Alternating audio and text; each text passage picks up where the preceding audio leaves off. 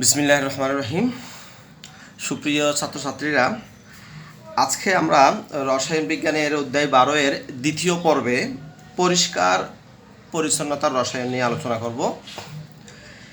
পরিষ্কার পরিচ্ছন্নতার রসায়নে আলোচনার বিষয় হলো 5টি: কাপড় কাচার সোডা, টয়লেট ক্লিনার, সাবান, ডিটারজেন্ট, ব্লিচিং পাউডার এবং গ্লাস ক্লিনার। এগুলোর প্রস্তুতি নিয়ে আমরা এই পর্বে আলোচনা করব।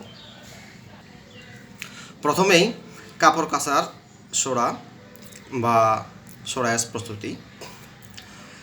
প্রস্তুত করতে গেলে আমাদের কাঁচামাল লাগবে দুটি।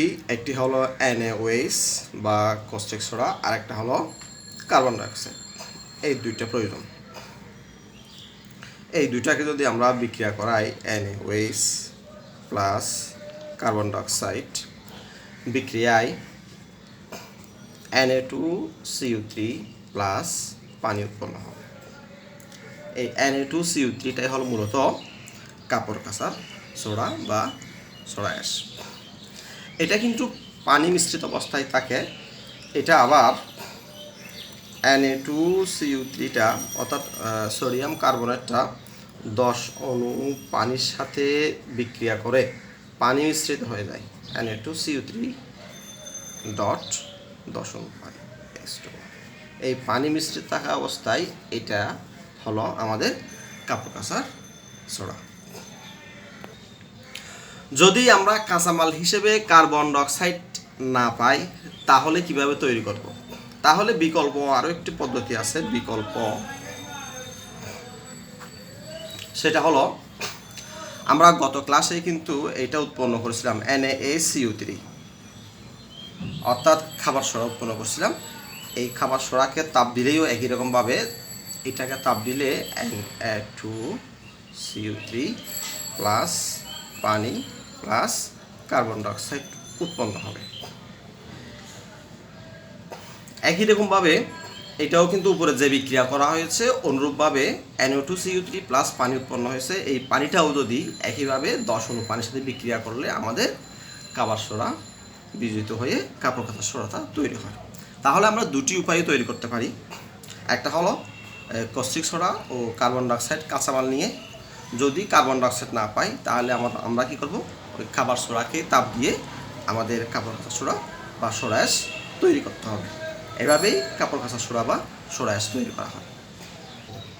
এরপরে টয়লেট ক্লিনার দ্বারা টয়লেট পরিষ্কারের কৌশল নিয়ে আলোচনা করব। টয়লেট ক্লিনারের মূল উপাদান হলো NaOH বা কস্টিক সোডা। এটা মূলত একটা ক্ষারের একটা ভূমিকা হলো যে ও ক্ষয়কারী পদার্থ, ক্ষয়কারী ভূমিকা রয়েছে।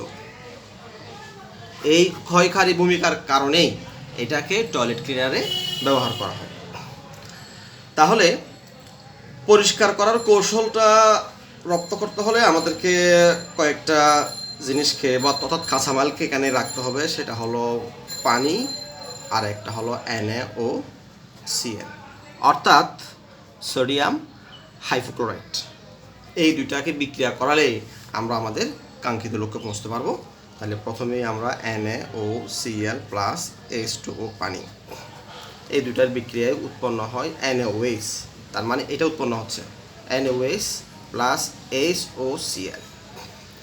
এটা কিন্তু ক্ষয় করে, কোনো অপরিষ্কার দ্রব্যকে পরিষ্কার করবে না। এরপরে HOCl অর্থাৎ হাইপোক্লোরাস অ্যাসিডটা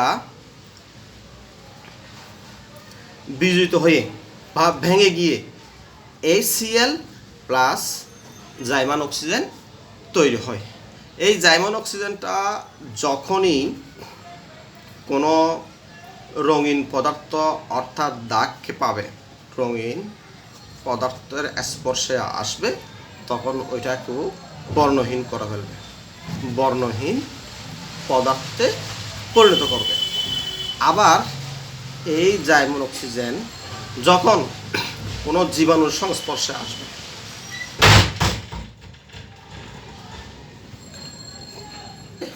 জীবাণুকে মেরে ফেলে, অর্থাৎ মৃত জীবাণু। এভাবেই টয়লেট ক্লিনার রঙিন পদার্থকে বর্ণহীন করে এবং জীবাণুকে ধ্বংস করে। মূলত এখানে জাইমন অক্সিজেনটাই কাজ করে, আর NaOH ক্ষয়কারী ভূমিকার কারণে পরিষ্কার করে। এভাবেই টয়লেট ক্লিনার দ্বারা টয়লেট পরিষ্কার করা হয়। এর পরের আলোচনার বিষয় সাবান প্রস্তুতি। সাবানটা মূলত কি? সাবান এক প্রকার উচ্চতর ফ্যাটি অ্যাসিডের সোডিয়াম বা পটাশিয়াম লবণ। উচ্চতর ফ্যাটি অ্যাসিড হলো 12 থেকে 18 কার্বনের মধ্যে যেসব ফ্যাটি অ্যাসিড, ওগুলোকে উচ্চতর ফ্যাটি অ্যাসিড বলা হয়। আমরা যে সাবান ব্যবহার করি সেখানে থাকে যে কার্বন 17টা, C17H35COONA, অর্থাৎ উচ্চতর ফ্যাটি অ্যাসিডের সোডিয়াম লবণ অথবা একটা উচ্চতর ফ্যাটি অ্যাসিডের পটাশিয়াম লবণ কে থাকবে। এটা হলো উচ্চতর ফ্যাটি অ্যাসিড, উচ্চতর ফ্যাটি অ্যাসিড প্লাস Na। তো এটার নাম হলো সোডিয়াম স্টিয়ারেট। Sodium stearate. তার মানে সাবানের সংজ্ঞাটা এভাবে বলতে পারি, উচ্চতর ফ্যাটি অ্যাসিডের সোডিয়াম বা উচ্চতর ফ্যাটি অ্যাসিডের পটাশিয়াম লবণকে সাবান বলে। তো আমরা এত লম্বা কথাটা না লিখে এই জায়গায় একটা আর লিখতে পারি, আর বন COONA অথবা আর বন COK। আর মানে হলো আর, আর এর জায়গায় হবে C17H35। আর হলো একটি অ্যালকাইল মূলক, এটা হলো একটি অ্যালকাইল মূলক। তো এটা না লিখে এই জায়গায় আমরা আর লিখতে পারি। তাহলে এখন আসি প্রস্তুত প্রণালী।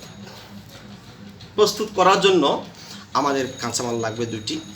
একটা হলো 1 নম্বর লাগবে তেল বা চর্বি। 2 নম্বরে দরকার কস্টিক সোডা। কস্টিক সোডা প্রথমেই তাহলে তেল প্লাস বা তেল বা চর্বির সাথে যখন কস্টিক সোডা যোগ করব, বিক্রিয়ায় উৎপন্ন হবে সাবান প্লাস গ্লিসারিন।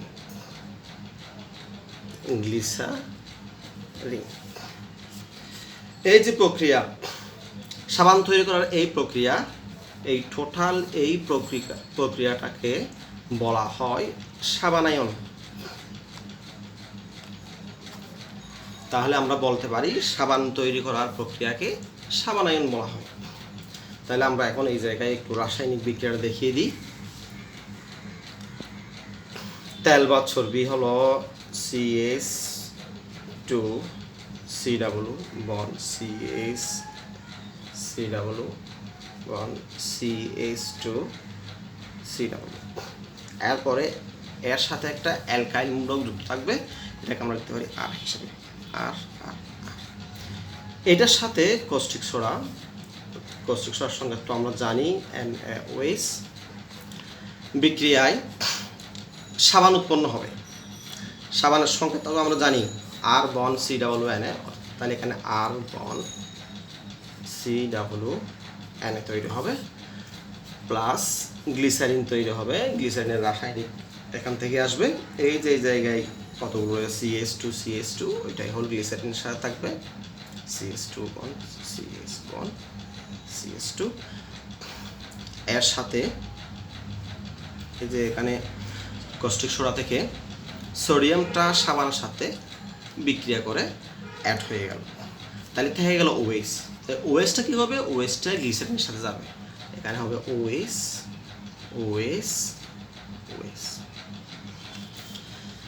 তাহলে বিক্রিয়ায় সমতা করি, সমতা কিন্তু করতেই হয়। এখানে OH কয়টা রয়েছে? 3টা। তাহলে এর আগে 3 দিলাম, কিন্তু এই প্রকৃতি সোডিয়াম আগে 3 নেই, সুতরাং এখানেও কি 3 দিলাম। তাহলে এটা একটা আমাদের সাবান প্লাস গ্লিসারিন, দুটোটা একসাথে উৎপন্ন হলো। উৎপন্ন সাবানে কিছু অপদ্রব্য থাকে, যেমন NaCl plus NaOH plus glycerine. এই সবগুলো অপদ্রব্য হিসেবে থাকবে। অপদ্রব্যগুলো দূর করার জন্য প্রথমে এর সাথে প্লাস করা হয় পানি যুক্ত করা হয়। পানি দিয়ে ফুটানোর পরে অপদ্রব্যগুলো দূর করা হয়। এগুলো দ্রবীভূত হলে এরপরে এটাকে শীতল করা হয়, সাবানটাকে শীতল করা হয়। শীতল করে আবার ওখানে পানি যোগ করা হয়, পানি যোগ করে ফুটানো হয়। ফুটানোর পরে ঠান্ডা করা হয়। ঠান্ডা করা গেলেই এরপরে আমরা একটা বিশুদ্ধ সাবান পাবো। এই বিশুদ্ধ সাবানের সাথে যোগ করা হয় সুগন্ধি প্লাস রং যোগ করা হয়। এগুলো যোগ করে কোম্পানির যে ট্রেডমার্ক থাকবে ওই ট্রেডমার্কটা দিব। ট্রেডমার্ক থাকে প্লাস ব্র্যান্ড থাকবে। এইসব একসাথে করেই সাবানটা বাজারজাত করা হয়। এভাবেই সাবান তৈরি করা হয়। আমাদের এর পরবর্তী আলোচনা হলো কি ডিটারজেন্ট প্রস্তুতি। ডিটারজেন্ট তৈরির জন্য আমাদের যে কাঁচামালগুলো লাগবে সেগুলো হলো 12 কার্বনের একটি অ্যালকোহল, সালফিউরিক অ্যাসিড, NaOH বা কস্টিক সোডা। এই তিনটা কাঁচামাল নিয়ে আমরা ডিটারজেন্ট তৈরি করব। প্রথমে দেখি 12 কার্বনের অ্যালকোহল। এটা অনেক লম্বা একটি অ্যালকোহল। এখানে কতটা হাইড্রোজেন থাকে বা ওএইচ থাকে এটা একটু দেখার জন্য আমরা প্রথমে দেখি 12 কার্বনের অ্যালকোহলে যে কার্বন 1টা 2টা 3টা 4টা 5 6 7 8 9 10 11 12, অনেক লম্বা শিকল। যেহেতু এখানে বলা হয়েছে এটা অ্যালকোহল, সুতরাং শেষে একটা ওএইচ দিতে পারি, যে কোনো জায়গায় একটা ওএইচ দিলাম। তাহলে এই খালি ঘরগুলোকে আমরা হাইড্রোজেন দিয়ে পূর্ণ করে দিই। CH3 CH2 CH2 CH2 এভাবে পুরোটাকে যদি CH2 দিয়ে পূর্ণ করে দিই।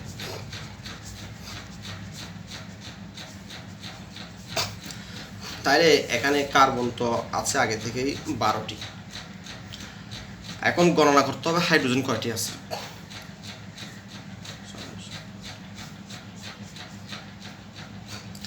হাইড্রোজেন রয়েছে 25টি, তারপর শেষে রয়েছে OH। তাহলে 12 কার্বনের অ্যালকোহলকে লেখা যায় H12 C12 H25 OH। এটা একটা 12 কার্বনের অ্যালকোহল। তাহলে আমরা এখন লিখতে পারি এটা হলো C12 H25 OH। যদি আমরা এইচগুলোকে এক জায়গায় করে লিখতে চাই তাহলে লিখতে পারি C12 H26O। এটাই হলো 12 কার্বনের অ্যালকোহল। এটার নাম হলো লরাইল অ্যালকোহল। লরাইল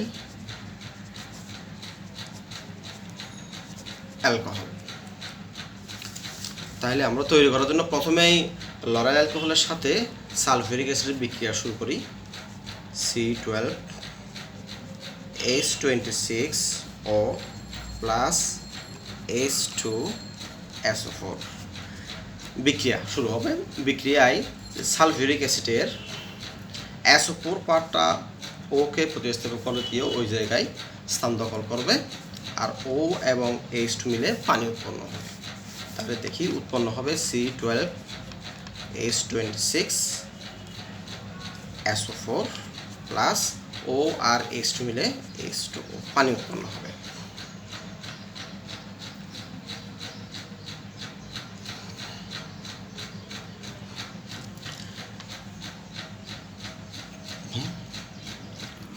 উৎপন্ন যৌগটির নাম হবে লরাইল হাইড্রোজেন সালফেট। যেহেতু লরাইল অ্যালকোহল ছিল, অ্যালকোহলের জায়গায় SO4 চলে আসছে, নাম হবে লরাইল হাইড্রোজেন সালফেট। তাহলে এটার সাথে আমাদের অন্য একটা কাঁচামাল রয়ে গেছে, সেটা হলো NaOH। এটার বিক্রিয়া করাবো C12 H26SO4 এর সাথে যদি NaOH বা কস্টিক সোডার বিক্রিয়া হয়, বিক্রিয়া করলে NaOH এর Na পার্ট এর সাথে যুক্ত হবে। আর প্রতি ক্ষেত্রে যেহেতু পানি উৎপন্ন হয়, এখানেও এখান থেকে একটা হাইড্রোজেনের সাথে এই OH যুক্ত হয়ে পানি উৎপন্ন হবে, H2O পানি উৎপন্ন হবে। তাহলে এখানে একটা হাইড্রোজেন কমে যাবে, 25টা হবে। তাহলে উৎপন্ন হবে C12H25SO4, এর সাথে Na যুক্ত হবে Na। এটি হলো আমাদের ডিটারজেন্ট, এটার নাম হলো সোডিয়াম লরাইল সালফোনেট। এখন এই ডিটারজেন্টকে ব্যবহার উপযোগী করার জন্য ডিটারজেন্টের সাথে বিভিন্ন রকমের পদার্থ যোগ করা হয়। ডিটারজেন্টকে পাউডার আকৃতি করার জন্য এর সাথে যোগ করা হয় Na2SO4 সোডিয়াম সালফেট যোগ করা হয়। এবার যোগ করার পরে এটাকে পাউডার বা দানাদার অথবা তরল করে বাজারে সাপ্লাই করা হয়। এভাবেই ডিটারজেন্ট প্রস্তুত করা হয়। এরপরে আমাদের সর্বশেষ ধাপে রয়েছে ব্লিচিং পাউডার বা ব্লিচ। ব্লিচিং পাউডার দ্বারা কাপড়ের রঙিন দাগ ও জীবাণু ধ্বংস করার কৌশল। আমাদের দেশে সবচেয়ে যে সর্বাধিক প্রচলিত যে ব্লিচিং পাউডার সেটার নাম হলো ক্যালসিয়াম ক্লোরোহাইড্রোক্লোরাইড অর্থাৎ CaOCl। এটাই মূলত ব্লিচিং পাউডারের সংকেত। তো ব্লিচিং পাউডারকে যখন পানিতে যোগ করা হয় তখন যে বিক্রিয়াটি ঘটে সেটি হলো ব্লিচিং পাউডার প্লাস পানি। পানিতে যোগ করলেই উৎপন্ন হয় ক্যালসিয়াম ক্লোরাইড প্লাস HOCl অর্থাৎ হাইপোক্লোরাস অ্যাসিড তৈরি হয়। এই হাইপোক্লোরাস অ্যাসিডটায় পরবর্তীতে ভেঙে গিয়ে বা বিয়োজিত হয়ে উৎপাদিত হয় HCl প্লাস জাইমান অক্সিজেন। আবার এই জাইমান অক্সিজেন যখন কোনো রঙিন পদার্থের সাথে বিক্রিয়া করে তখন ওই রঙিন পদার্থকে বর্ণহীন পদার্থে পরিণত করে, অর্থাৎ দাগটা দূর করে।